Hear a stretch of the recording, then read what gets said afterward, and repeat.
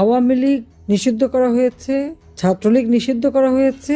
শুধু তাই না, প্রতি পদে পদে মানবাধিকার লঙ্ঘন করা হচ্ছে। মানুষের জীবনযাত্রা সব কিছু ব্যাহত করা হচ্ছে। ছেলে মেয়েদের লেখাপড়া পথ বন্ধ করে দেওয়া হচ্ছে।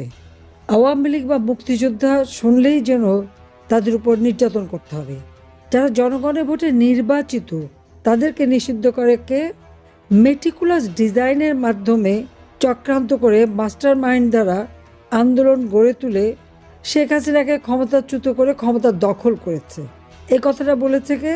ডক্টর মোহাম্মদ ইউনূস। সেই আমেরিকায় বিল ক্লিন্টন ফাউন্ডেশনে বক্তৃতা দিতে যেয়ে তিনি দাঁড়িয়ে সেই কথাটা বলে, অর্থাৎ সে যেটা চক্রান্ত করে নির্বাচিত জনপ্রতিনিধিত্ব সরকারকে উৎখাত করে নিজে ক্ষমতা দখল করেছে, সেটা বলে আবার হাতে তালি দেয়। কত বড় নির্লজ্জ বেহায়া হলে এই দখল করতে পেরেছে এই কথাটা বলতে